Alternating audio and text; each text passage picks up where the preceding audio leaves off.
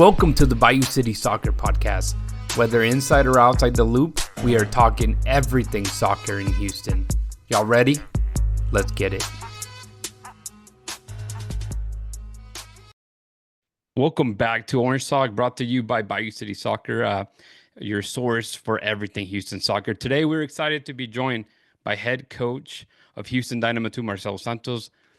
We'll be talking about how the season is shaping so far, the impact of Diego Gonzalez injury, the recent match against St. Louis City 2, and what to expect in this weekend's home game against Colorado 2. But Coach, thanks so much for joining us today. Thanks for having me, Rudy. Yeah, let's dive right in it, Coach. Let's get started with the big picture, or the big picture view. How are you feeling about the team season so far? You know, what's been working well, and what are some areas you'll like to see some improvement in? We're very pleased with the team. I think the month of April was really good for us. But I think every week our team has changed and is changing constantly. So we're always looking for areas that we can improve, whether it's the following week or in the future, you know. Mm-hmm. And I think because we had a good month, we were able to try to change a few things that we couldn't do in preseason or early in the season. Right now, I think the team defends really well. I think it's very clear how we wanted to do it. But I think the areas that we target as improvement is the ability to stay with the ball a little bit more, be more intent to how we wanted to attack and where we wanted to hurt the opposition, things like that. I think it's an area that we're probably going to continue to develop throughout the whole year, but in the next few games, hopefully we can see some improvements. In the past, you've mentioned about the standings and winning is not everything, especially in this Dynamo 2 system. But, you know, looking at where you're in the standings now, you know, what are the main goals for the rest of the season looking like? And, you know, do you continue to adjust expectations or doubling down on any specific targets that you set yourself in the beginning of the season? Yeah. Yeah, it's I think it's a fine line, you know. I don't really like to say that winning is not important. I think it's huge. It's very important. We just have things that are even more important than winning, you know. So we're not going to measure ourselves in the end of the day where we stay in the standings or how many wins we got, but we wanted to create that mentality that the players always striving to compete and to be better than the other team, you know. But what we're going to measure them is the things that we want to do as a team, you know, how we play, how we conduct ourselves and things like that. So in the end of the day, if we are a good team, we wanted to make the playoff. We wanted to win the championship if we can. But it's not something that is on the back of our mind right away.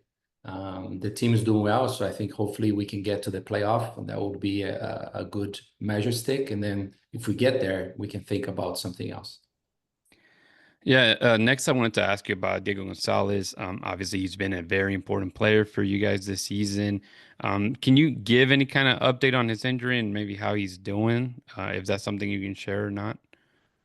Yeah, Diego is going to be out for a little bit. That's as much as I know. Obviously, a big loss for us. Not even just as a quality on the field, but the importance of him for our group, the experience he brings, being a captain. He helped me settle with the team. I think he was a guy who bought in and the ideas right away. I've been told that he's going to be fine. We just don't have a clear timeline yet. Yeah, and you kind of touched on it a little bit. With him being out, you know, how is the team planning to adjust on the field? And, you know, is there anyone you're looking to step up, not just in terms of the performance, obviously, but leadership as well? No, yes. So I think that's our plan now, is to understand how we're going to be without Diego, right? It's in terms of a position, we don't really have a player that can do similar things than him. So we are trying to tweak and create a new identity. I think every time we lose someone, we get excited about the opportunity to become something else and hopefully better or at least the same. So we have Josh, we have Lucas, we have Leo, exciting players that we want them to fill the spots. But in terms of leadership, definitely Sebastian Rodriguez, Pedro, and some of the other guys as well. And talking about this past weekend's match, tough result against St. Louis City 2. What were your takeaways from the match? Were there any key moments that you felt swung the momentum? Yeah. No, absolutely. That was the message to the team this morning. I thought, playing away, we knew it was going to be tough against an older team, more mature. But I didn't think we didn't play well. I thought we did a lot of the things we talk about it. But what was the deciding factor was in this game, we didn't put away our chances, and they did. And if you look back on some of the games we won, we play very similar, but we put our chance away, and Pedro came up with some big saves. So Mhm. we have to understand as a team that's the game of soccer, low scoring. So manage the key moments is the deciding factor a lot of time for young groups. So I thought it was a very good learning opportunity for the group. Yeah, and City 2 looked like they, really turned the pressure up in the second half for you guys. Are there any, or it seemed that there was a few moments that maybe the added pressure kind of allowed for City to get into it over you guys to an extent. But how do you work with your players to maintain that sharpness throughout the full 90, Yeah. if that makes sense? Mhm. So we in the first half, I felt there was a few things we didn't do as well we would hope. Obviously, the goal we scored, but we create two good chances, one with Exxon and one with Arnor. We also hit the crossbar in the first half. So we're going down at halftime, feeling like we're in a good spot. We adjust a few things. One of them is how we wanted to put pressure on them, and we score a goal off that. So we feel pretty good. But and then we give up a goal from a set play. It was a throw in, and the momentum shift to them. But I thought at that point, we're there to win the game. So we switched things to be more aggressive, but obviously end up being that we were too exposed and they took advantage of that. So it's not necessarily that we didn't do something well or they did something better. It was just we were trying to get back in the game and we threw everything we could. And in the end of the day, they got the third goal, and that was it. And looking ahead to this weekend's home game, what are you expecting from Colorado Rapids 2? And, how are you preparing the team for that match? Yeah. Yeah, Colorado is going to be another tough team. I think some of those guys, I would say Austin, Minnesota, St. Louis, they're much older than us. They're one of the oldest team in the league. So with that come maturity, come physicality, and Colorado is another team like that. I think the front two, front three are very powerful, and they put a lot of pressure on teams. But I think we understand a lot what they are about. It's a team that plays similar to the first team, so we get a chance to, at least in terms of ideas, what they want to do, create a plan, and hopefully be successful. As far as your team, should we expect any changes in starting lineup or, a different tactical approach, without giving a lot away? Just Yeah, and Mhm. yeah. No, I don't think so. I think we are pretty pleased how we have played different teams at home. I think the mentality playing at home is a little different than when we play away. We want to be much more aggressive. We want to take care of the ball. Things I said earlier that we want to be better. I think you hopefully see in this game. And try to empower the guys to be able to control the game, not just defensively, but also with the ball. And hopefully we exciting team playing this way. You touched a little bit on this already, player development and the depth that you guys have, but with some injuries and other challenges this season, how are you managing the squad rotation and that depth? Yeah. Yeah, we always try to give opportunities. So we understand that continuity is very important for success of the team. If you're comfortable with the players that are playing around you, you create that relationship that it's much easier. You know what you like, and the other guy knows what you like. We don't have the luxury to do that in our team because we want to give opportunity and create that competition among themselves. So that's why you see every game, it's a new back line, completely different team. So I think we embrace that. That's what we talk to the players. So we don't feel bad about it.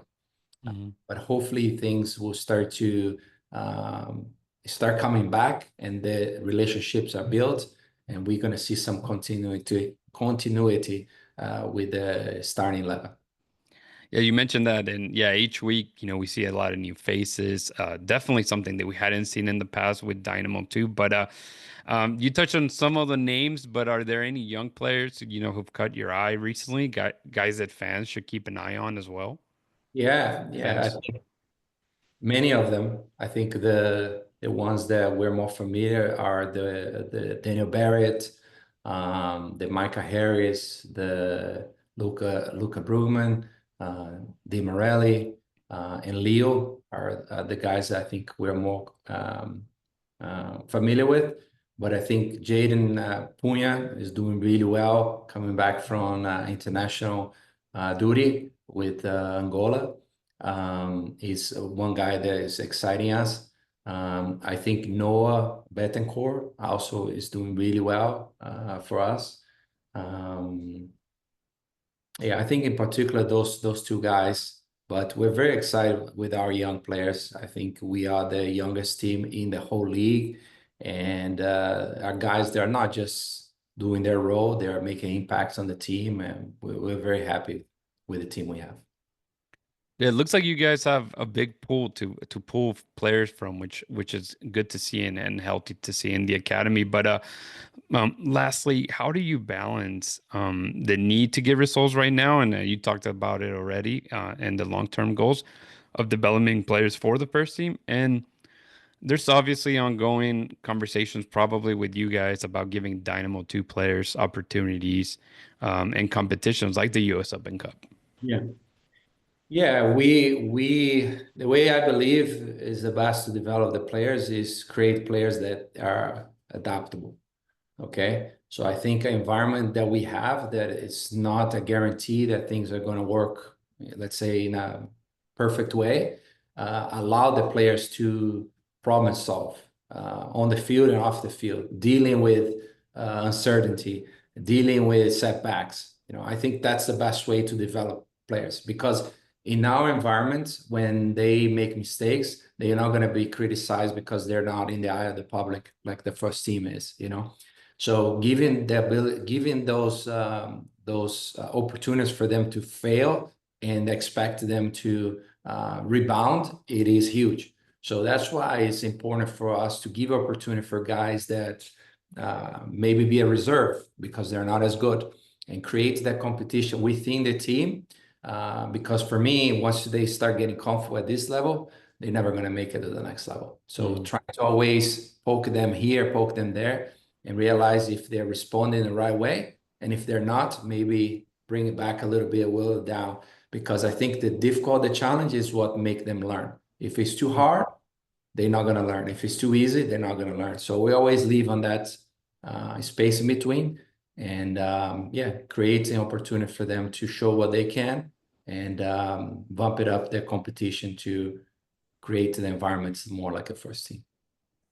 Well, Coach, we really appreciate your time and your insight today, as always. My pleasure. Thanks, Rudy. It was great talking to you today.